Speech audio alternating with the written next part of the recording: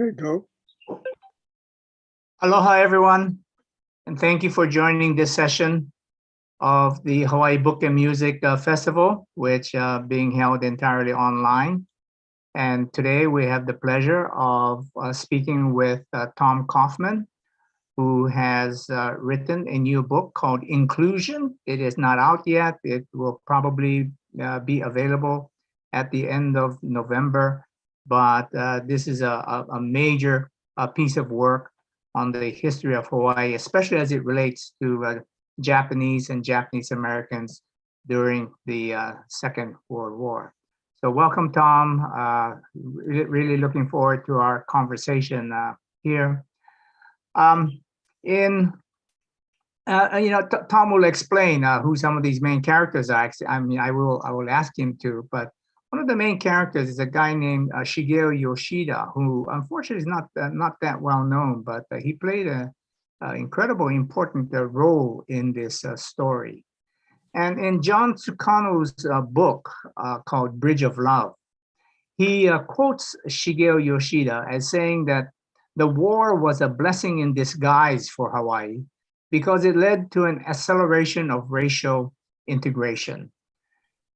He says that Japanese in Hawaii were spared wholesale internment because of people like Robert Shivers, and Colonel, later General Fielder, and some other personalities that Tom will talk about. But here's what Shigeo Yoshida said, and I quote him: "Someday, I hope some competent historian will record the full story of this period with proper documentation and with full credit to those I have mentioned and to others who helped to steer the course of the war in Hawaii so far as the civilians were concerned." Well, Tom Coffman is that competent historian, and his book Inclusion is that book telling that story in really fascinating, documented details. So Tom Coffman is a very prolific author. I'm sure many of you are familiar with him. He has written about the modern history of Hawaii, having published Catch a Wave, a local classic, The Island Edge of America, Nation Within, and Tadaima, a 5-generation Japanese family history. Inclusion, the forthcoming book and the subject of today's discussion, is subtitled How Hawaii Protected Japanese Americans from Mass Internment, Transformed Itself, and Changed America. So this is a story which is told, and probably the main focus of it is the contrast that we see between what happened in Hawaii and what happened on the West Coast, where, as we all know, people were rounded up en masse and interned. But in the Hawaii case, this is a story of Washington being pressured by people in Hawaii into revising its wartime policy. And in this sense, it's a kind of a David and Goliath story of how tiny Hawaii changed the course of the misguided American colossus. So Tom, let's start with you describing, in this story of David and Goliath. Goliath is clearly the U.S. government with all of its military and political power. But who were the Davids?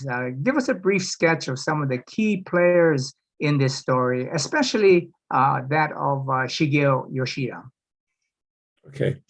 I appreciate the idea of starting with Shigeo Yoshida because the book is, in a way, about the figures who were deep in the background, but really influenced the course of the events. And I think, above all, Shigeo met that description. He was a young man from Hilo, a son of an immigrant couple, interestingly. His father was a displaced samurai, one of the many displaced samurai who ended up in Hawaii. And he evolved as a brilliant student, brilliant debater, came to, was the best debater in the territory of Hawaii and his time. And that was a time when debate was a big thing. Came to UH, sort of took the UH debate scene by storm, and in the process became friends with Hung Wai Ching, who was sort of the big man on campus of the time, an extraordinary figure who became his partner in this wartime scenario. And together they came to the attention of Charles Hemingway, who's another figure who's been largely forgotten, unfortunately. We do have a Hemingway Hall at the University of Hawaii campus is the closest to his being remembered, but he's not remembered adequately. I think among those three, they were like the nucleus of starting what became a resistance to what became America's horrendous policy of exclusion and incarceration. Another really significant actor was John A. Burns. Governor John A. Burns, legendary political figure. John A. Burns was the person who first told me this story, told me the storyline, spelled Yoshida's name for me. And it was over the course of hours of conversation.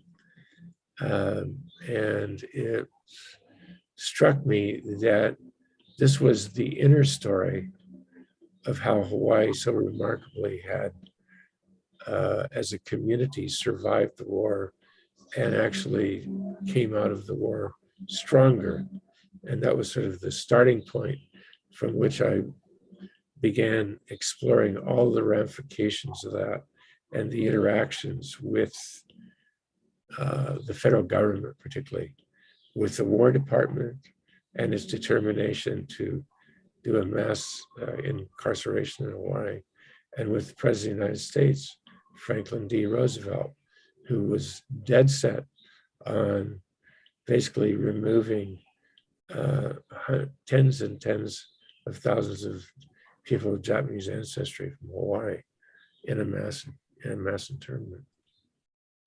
So that was my point of departure, and it became a history that went in a lot of directions. But there was always this core of a strategy in which inclusion mattered most.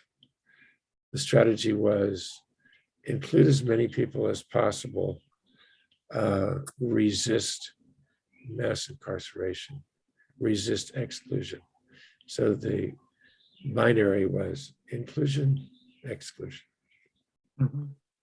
And the binary we started with are the Davids and Goliaths, and it's always a problem to sort of categorize things so simply. But that's a good way of putting it, I think, in terms of really small place like Hawaii taking on a big place like America. But if we think of that binary, not in geographical terms, so much, but in terms of power structure, that there are those who are in power, those who are in the U.S. government, in the U.S. military, and those who are not. And in that sense, when we try to fit these characters into the the underdogs and then the power structure, the people who have the power, you have people on the Hawaii side like Robert Shivers, who's with the FBI. Colonel Fielder, later General Fielder, who is Army intelligence, General Emmons, who is the Hawaiian Army commander, who would play a really amazing role in the formation of the 100th Battalion. Now, these sound like they are part of the Goliaths, that they're part of the power structure. And so in this story of how Hawaii really changed the minds of America, um, didn't the Davids have a lot of help from some Goliaths? Well, I think we could get into the questions of what kind of community was developing in Hawaii in the period between the annexation and the beginning of World War II. And one of the important goals, I think, of the book was to try to shed light on that period, because there's been very little work done on it.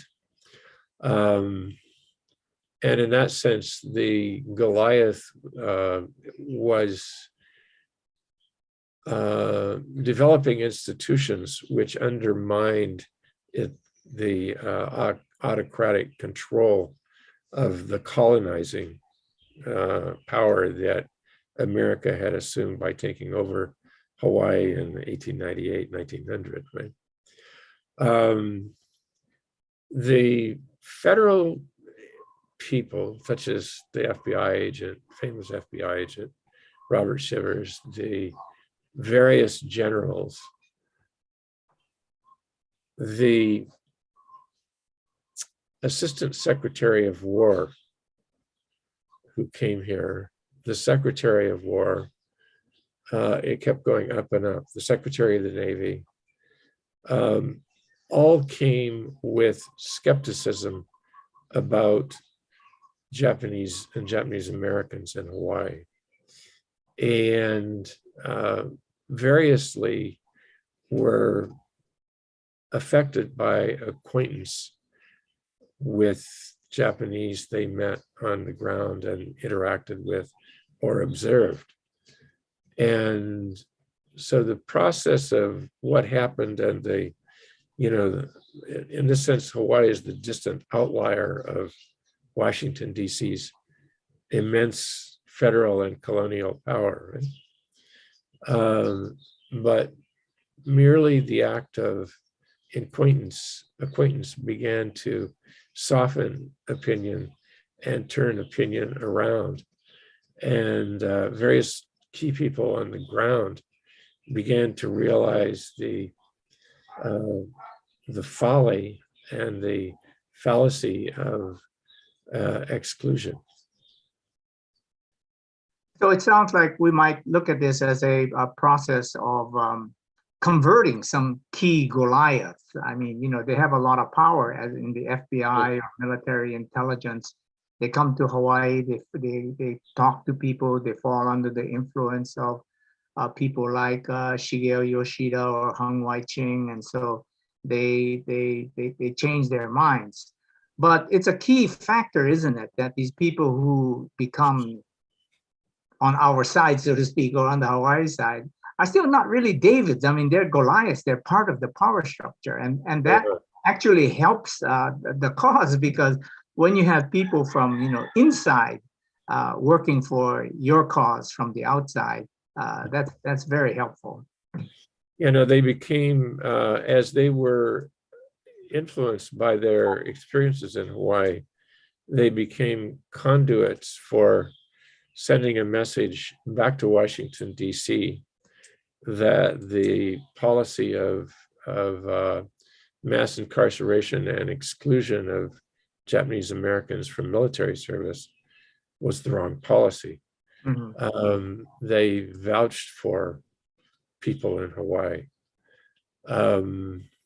Most famously, a person whose name is almost lost to history, John J. McCloy, was Assistant Secretary of War. But McCloy was absolutely key because he was firstly running the War Department, and he was the very active, aggressive figure who was the outside man. And he was, from the standpoint of the Japanese community of the North American mainland, was the single most important architect of the internment. And he was a key figure in working on keeping Japanese out of the military and pushing President Roosevelt's demand for widespread internment in Hawaii. And he stopped on his first war visit to the war zone of Hawaii. He stopped on the West Coast and empowered Major General John DeWitt and Carl Bendetson to proceed with the mass internment of the entire 120,000 people who were ultimately displaced on the West Coast. That was his last significant policy act. He also, before coming to Hawaii for the first time, and when he came to Hawaii, he was surrounded by people who had, in essence, changed their mind and connected him with advocates, such as particularly Hanwei Ching in his story, Yoshida, other people. And he, from that point on, basically worked on undermining his own policy. And he had to do it covertly because there was so much momentum for internment. Right. But he was a key person. So this figure who's castigated and despised by Japanese Americans on the West Coast to this day, as an honor, was one of the first honorary members of the 100th Battalion. And if you go down to the Club 100 clubhouse, there's his portrait on the wall. That's amazing. That's a pretty dramatic turnaround, conversion. Let's turn to another binary that you talk about, which actually hasn't been covered too much in the history of Hawaii. And in your book, you really pay a lot of overdue attention to the dichotomy between plantation society and city culture. Could you explain a bit about this dichotomy as you see it between what might be called the feudal plantations and the more open, collaborative city? This emerged from my research a bit at the time as I went, but it was a matter of putting many different many biographies and pieces together and realizing there was an important pattern wherein the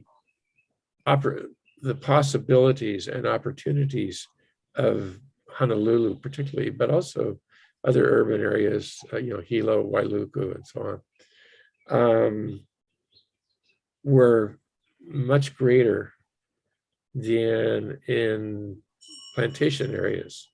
Plantation areas were, which has dominated much of our history, were rightly categorized as hierarchical, autocratic, occasionally brutal, sweat factories, so on, right? Honolulu became a center for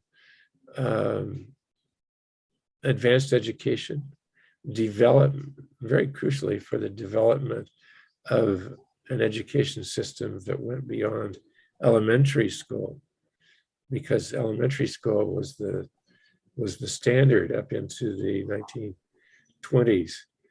McKinley High School, we sort of have this aura of reverence around it today, its name notwithstanding,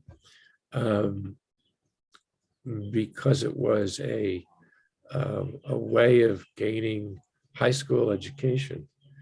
And there were other high schools opened up, and systematically people were getting better educations and going to the University of Hawaii.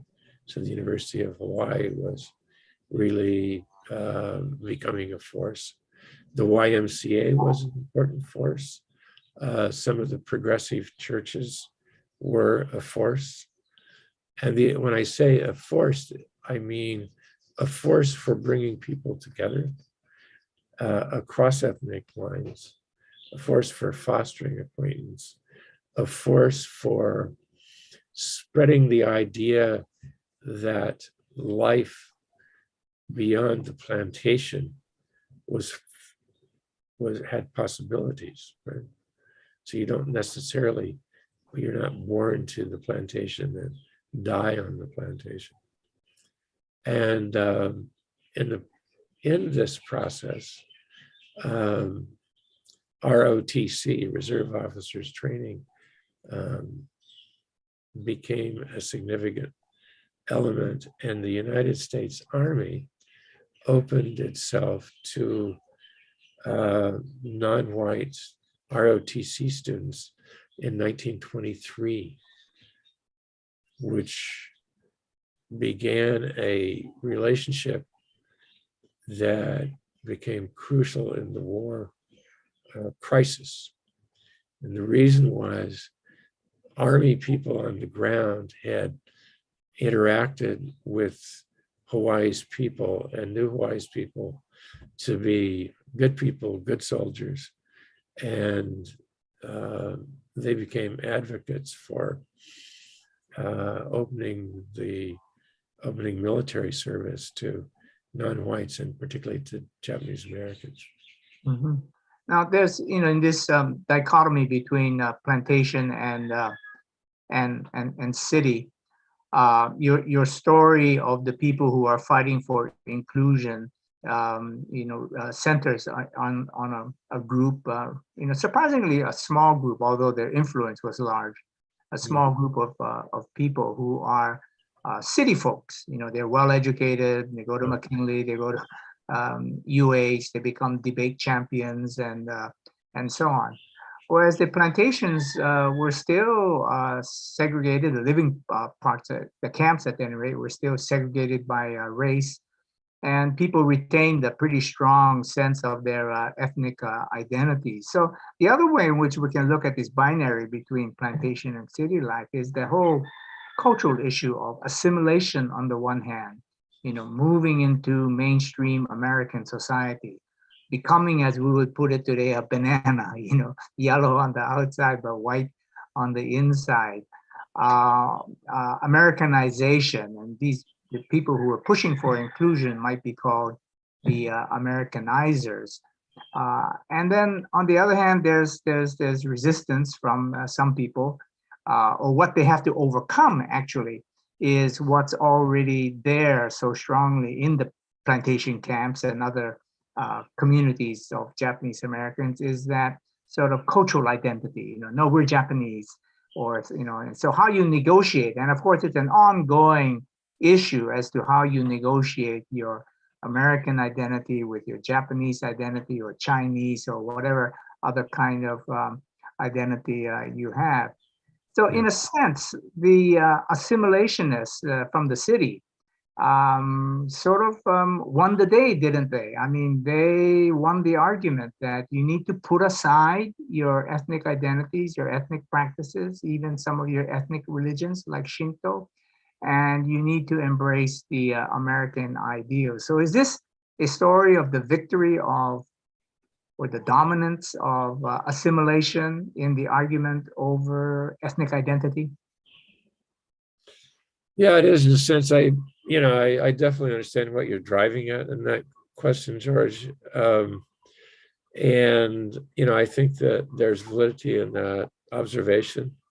It wasn't really the explicit issue of the day, but it was, a dynamic of the day. The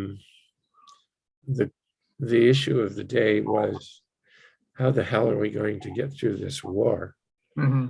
And how are we going to do it without being dragged away? Mm-hmm. And what is our stance relative to the American government and the American cause in its war with Japan?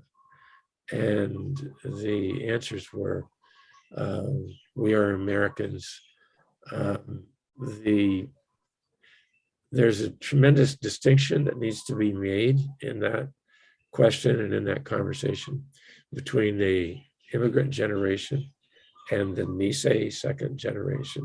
Mhm. And the Nisei second generation, like many immigrant generations, had become assimilationists and patriots of the country that their parents had adopted, right? Mm.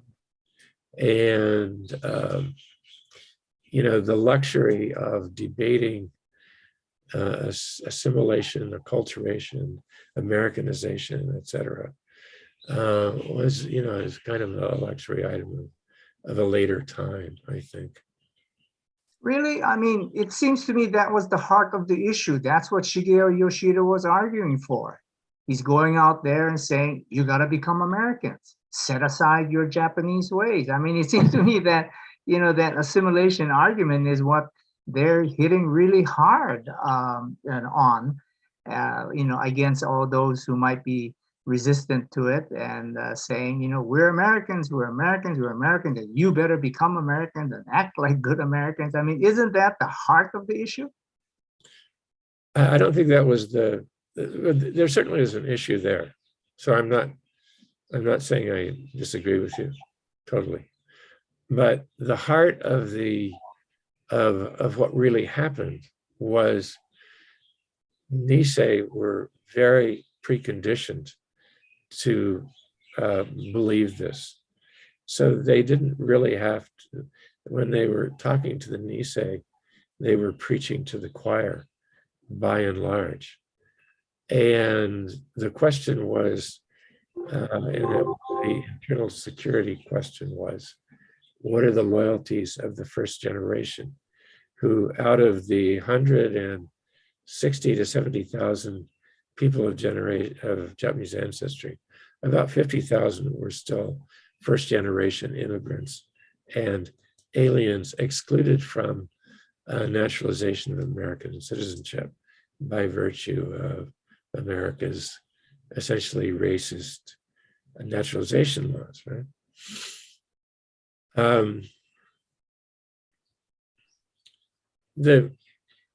They did not have to argue the case for supporting America.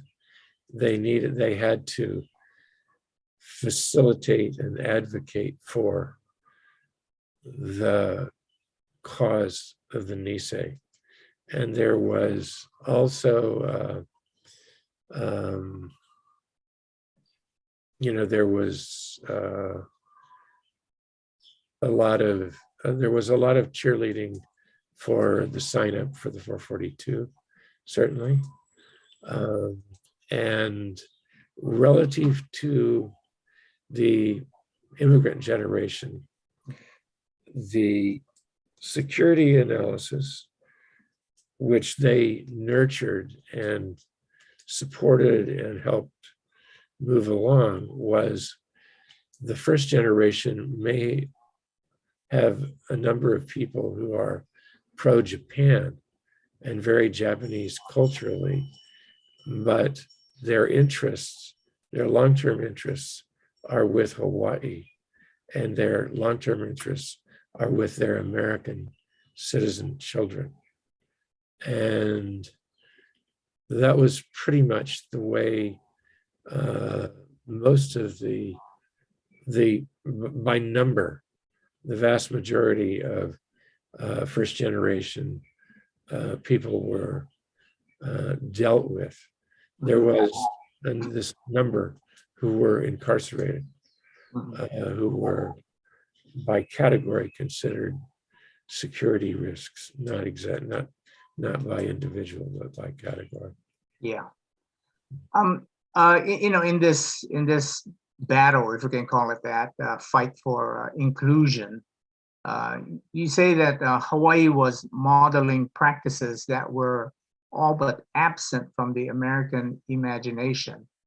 And I wonder what you meant by that, because again, it seems to me that the people who were fighting for inclusion were doing it on the grounds of the American imagination. That is to say, the American ideals of equality, justice, and inclusion, which are all codified in the Declaration of Independence and the Constitution. So if it's not from the American imagination that they're drawing their inspiration from, whose imagination were they relying on? I think that maybe the word that clarifies is American ideology or American constitutional principles. And imagination really had to do with the ordinary person's experience. Mm-hmm. And the America that they addressed was, let's crudely review it, okay? Mm-hmm. The America that in that Constitution said that white Americans were one full vote, and even a taking of a census, Black Americans were only 3/5 of a person. And it was the America that systematically excluded, drove, or slaughtered the Native American population from the East Coast and drove it west, and eventually excluded Native Americans into reservations, small, horrendous reservations. It was the America that drove Chinese immigrants out of their wide dispersion throughout the Western states by virtue of their panning for gold, building railroads, etc., and drove them into the enclaves of San Francisco, Chinatown, and other Chinatowns, killing a lot of people along the way. And it was the America that thereafter reimposed a purely racist system by implementing Jim Crow in the 80s and 90s, which endured all the way to on the books to 1968 at least. So let me finish it. Yeah. So that is the America that most Americans could really imagine. What is America all about? And could not imagine America in which a wide diversity of people live together in relative amicability. So you're saying that the American imagination is basically a racist imagination. That's right. That's what they're reacting against. Yeah. Oh, okay. Well, I read that sentence in a different way, that they were not really talking about the actual history of America, which is pretty sordid and pretty racist. Yeah. Imagination refers to something more ideal, the world. And the Americanizers of Hawaii grasped two things, basically. They grasped the sense of Allah Mhm. and practices of inclusion Yeah, flowed from life in the kingdom, yeah, and they grasped American constitutional principles yeah. and used as their leveraging of what they wanted out of American society at the end of the war. Yeah. Okay. Let's talk about incarceration. I mean, your whole book is about how we avoided incarceration here, but as you point out, and as you're very well aware, we did have some incarceration. There were some people, or maybe several hundreds of Japanese, along with Germans and Italians, who were rounded up, and they were rounded up because they were put on a list compiled by the FBI and military intelligence about who might not be loyal, who might not be reliable, and that required good knowledge of the community to be able to identify those who were suspicious in terms of their loyalty from those who were not. So given that there is this collaboration between local people like Shigeo Yoshida and Shunzo Sakamaki and others, did those local participants, did they have a say, did they have a role in identifying who would be arrested and put into incarceration camp?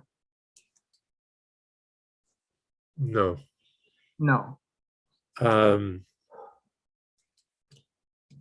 Not by individuals. Mhm. I'm sure that some of them participated in conversations about where what networks of people or institutions were fostering or supporting Japanese militarism.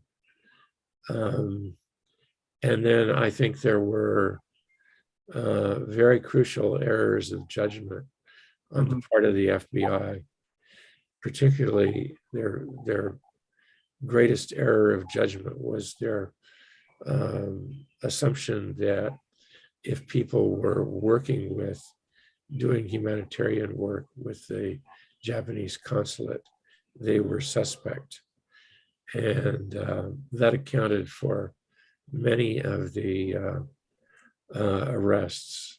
And I think that was a particularly ill-advised conclusion on the part of the FBI. And it was a view that was held by Robert Shivers from the beginning of his time here. And so I think there was a combination of factors. The actual intelligence about there being anyone who was disloyal, meaning anyone fingering anyone, right, was non-existent. And various intelligence people said as much. Yeah. Well, maybe it's all based on misinformation and rumor, but certainly there were Issei, first generation Japanese, who felt that Niseis like Shunzo Sakamaki, Shigeo Yoshida were kind of Inu, which is the word for dog. We would say rats. That is to say, informers who were, ratting to the FBI saying, yes, you should arrest this person and that person. And in some sense, it would make sense. Why would you want to leave the judgment entirely up to Robert Shivers? Or, why not ask people who know the community well? And maybe they would say round up nobody because there's nobody who is suspicious of their loyalty. But on the other hand, if there are, it would seem that somebody like Shunzo Sakamaki would be in a better position to know rather than just leave it to military intelligence. Well, I think you have to begin. I think the beginning point of the question is not the real context. The beginning point was complete federal control and a predisposition of the federal government to pursue a policy of exclusion and quite quickly talk themselves into a policy of mass evacuation and subsequent internment. Yeah. And that was the pressure that was brought to bear on Hawaii. That was the basic viewpoint that was the beginning point for all the federal officials who came here. So the role of the people who, I understand why they were looked at as being Inu and informers. Okay. Because they talked to the FBI. And right. I understand that. Right. But the effect of it was minimize. And the reality of the arrest list was shrink. Right. It was shrunk down to its lowest form before actually literally December 7th. And was it just? No. Was it constitutional? No. It was not any of those things. Right. But it was minimal. And it was minimal because people had, I think, made the objective and rational decision to try to work cooperatively with the federal authorities to offset the potential level of oppression. Yeah. Well, wrong as it was, and it was wrong to put people in Honouliuli. At least it was based on the idea that you had to target, you had to look into the people's past and try to figure out as best you can. And again, they were wrong, but still try to make the distinction between those who you would deem disloyal from those who you would deem loyal. And the disloyal list got smaller and smaller, but at least it's targeted, which is very different from the basic assumption of the internment camps on the West Coast, which is round up everybody and put everybody in. So in that sense, in a way, Honouliuli is a better, if there can be such a better internment camp as opposed to a worse internment camp. But at least the foundation was one based on trying to make some kind of distinction between those who are loyal and those who are not. So I think we tend to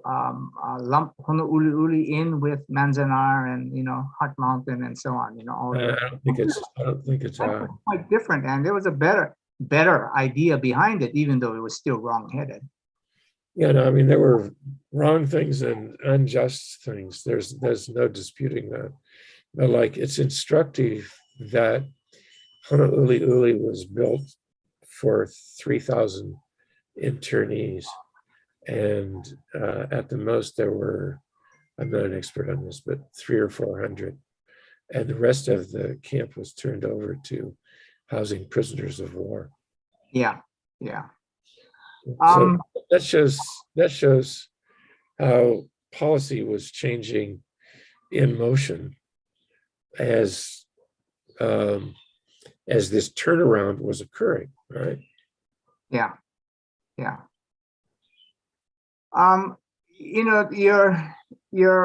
You talk about the formation of the Nisei military unit, initially the 100th Battalion, later on the 442nd. Yeah. And your story about how General Emmons' role in it was really quite fascinating, really interesting, because it almost seems like he was on the edge of insubordination, that he actually didn't have authority or clearance to form this unit, but again, he was so convinced that this was the right thing to do, and therefore he did it and allowed the 100th Battalion to come into existence, even though he didn't have full approval from Washington. So here again, it seems to me that Emmons is an example of a Goliath who is helping the Davids, because like McCloy in his second version of himself, the converted version of McCloy really came to help the cause of inclusion. To my knowledge, that this story of General Emmons acting against, not exactly against orders, but without full authorization is a new tale. I think you've uncovered something new about him, haven't you? I haven't. I think I developed it in a lot more detail, but it is not brand new. No, it was interesting. Brian Nia, who's a researcher, and Noel Kent, Dr. Noel Kent of the Poli-Sci, and a few other people in the early 1980s, when the apology and reparation movement was going on, did some research, and they made a deep scratch into the subject. And Noel Kent wrote something, a phrase I liked. He said, John McCloy suffered from split-mindedness.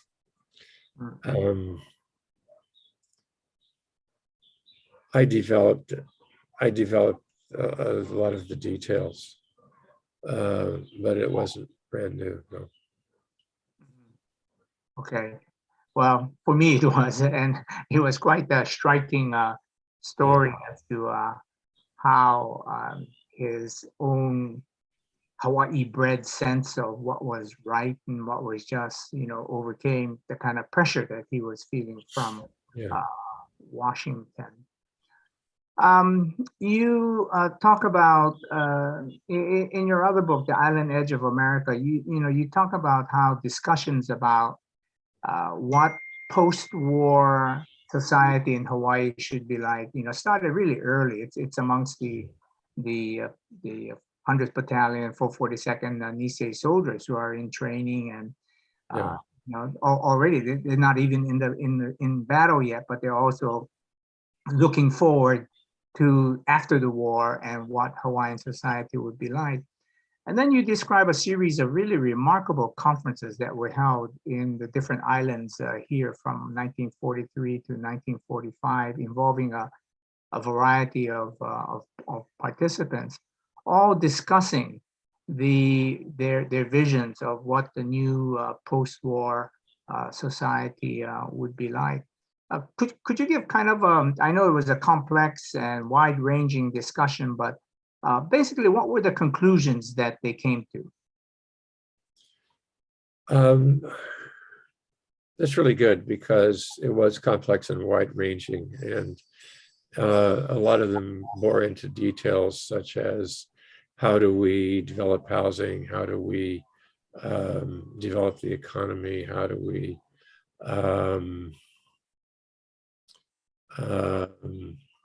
pursue our goals.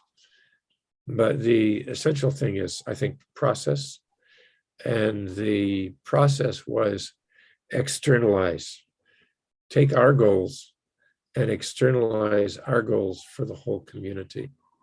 So whatever it is that's on our mind, I'd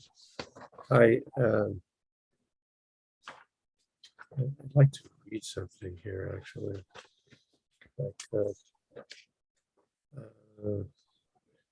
Yoshida was ever wary of ethnic insularity. So Shigeo Yoshida and Hawai Ching basically led these conferences.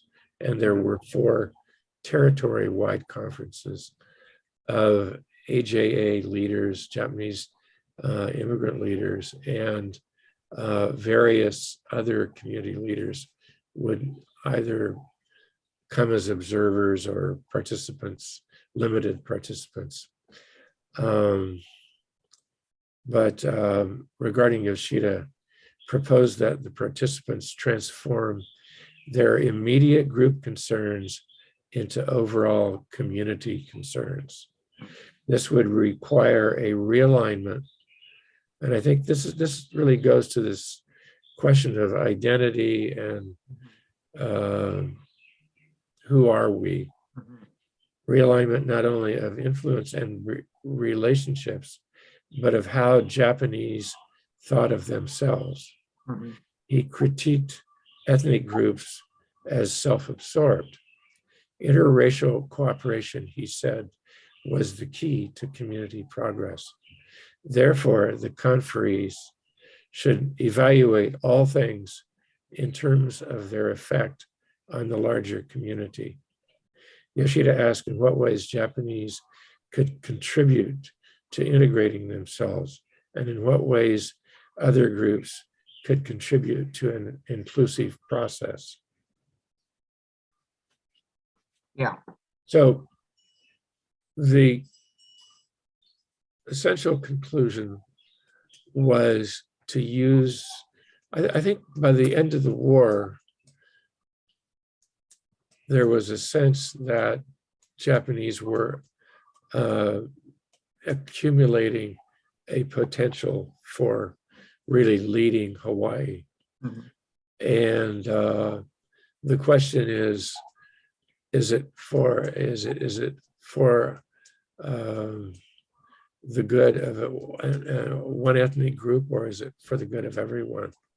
And I think that was where the Democratic Party and the Democratic Revolution came in, and that was where Jack Burns became this pivotal figure in leading leading Japanese Americans into the Democratic Party and pursuing an open society, basically, if you want to use that term. Yeah. Overthrowing the oligarchy, overthrowing the white oligarchy, overthrowing the Republican Party. Right. Yeah, overthrowing the white oligarchy, but also overthrowing the sort of ties to their ethnic past. I mean, one of the conclusions I believe you said that came about in these conferences was that Japanese language schools should be closed. Yeah. You know, why should we be learning Japanese? We speak English here in American Hawaii. So once again, is the if I may say so, the assimilationist argument. You know, we need to be Americans, and so close the. Let me counter it this way: those who argued for closing the Japanese language schools, I'm not endorsing their argument, but they're in the same breath, their argument was for teaching Japanese in the public schools of Hawaii as a foreign language, thereby integrate the learning and speaking of Japanese into the American mainstream. Sure. That's yeah, it's a different thing from we shouldn't speak Japanese. Right. But they were pretty hard on Shinto, though.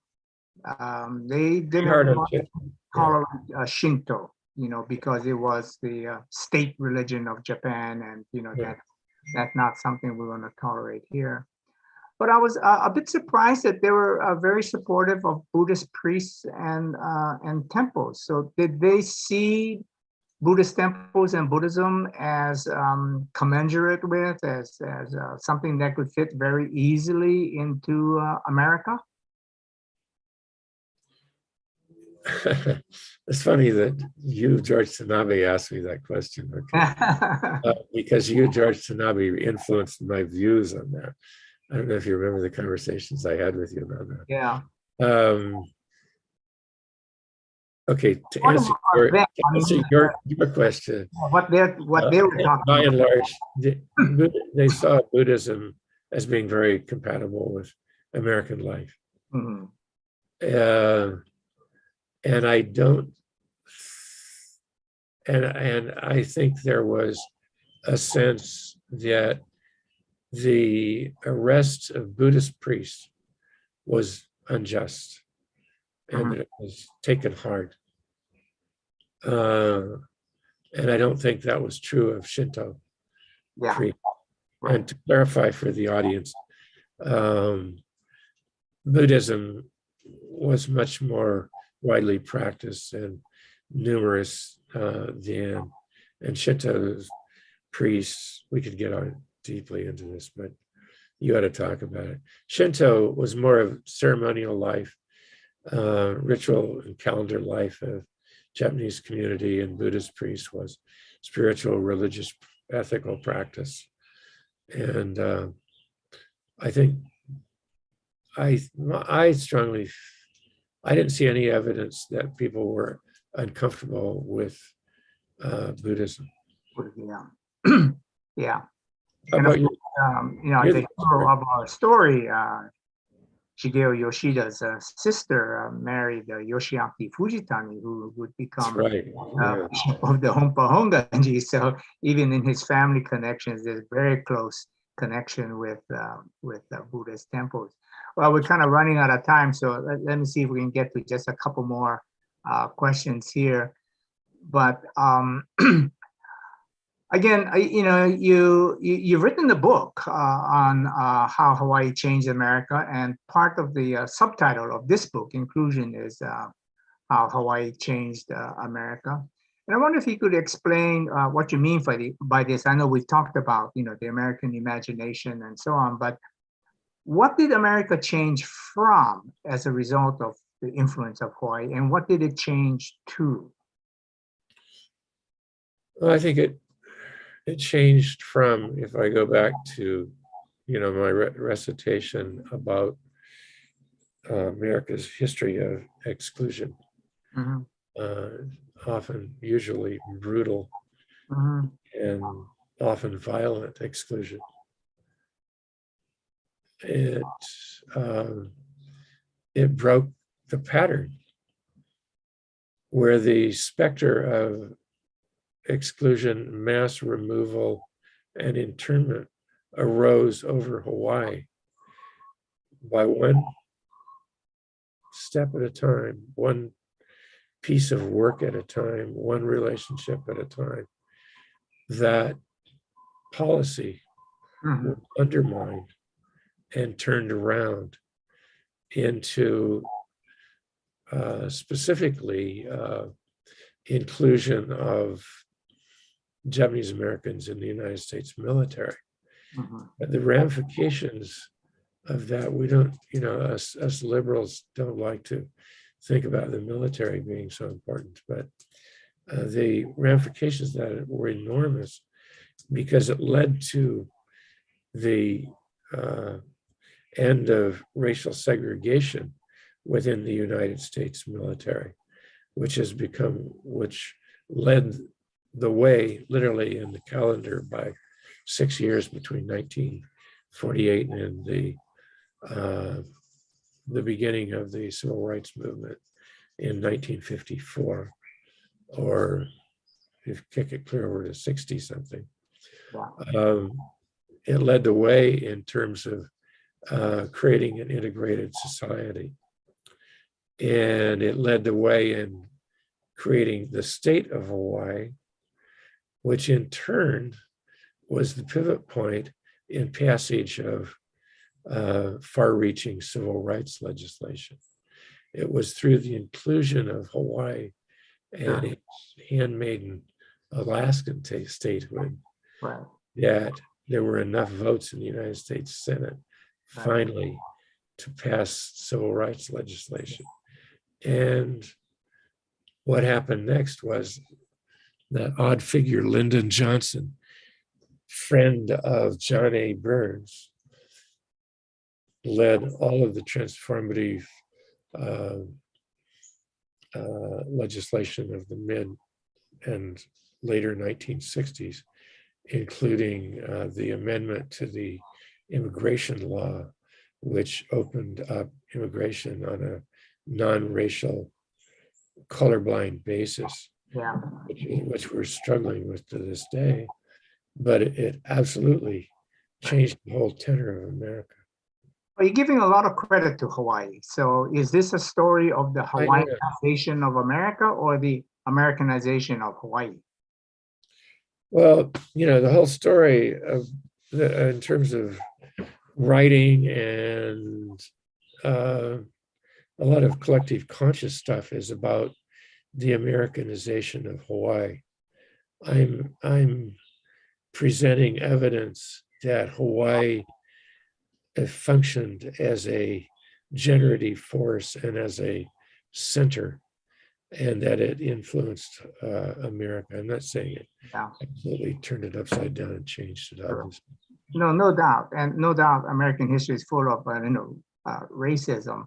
But I would still wonder, having been active myself as in college and later with the civil rights movement, that there were so many other non-Hawaii factors that went into that movement, which is still going on, by the way. I mean, not by the way, everybody knows that. But I understand, how important the Hawaii story is, but it would seem like it's giving Hawaii a little bit too much credit to say that, we really changed America. We were an example of what America could be at its best, as opposed its worst.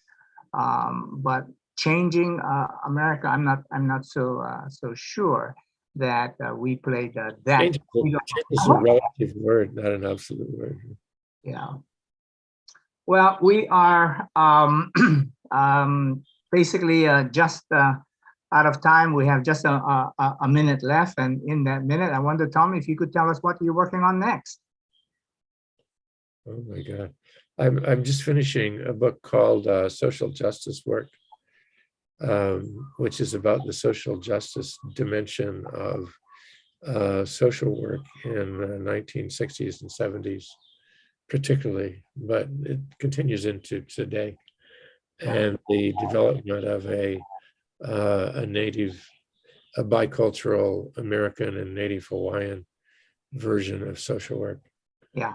And that's Hawaii. what? Here in Hawaii. Yeah. Yeah.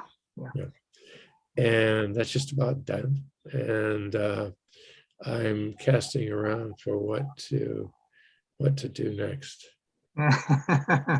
You mean the pandemic hasn't given you enough time to figure that out?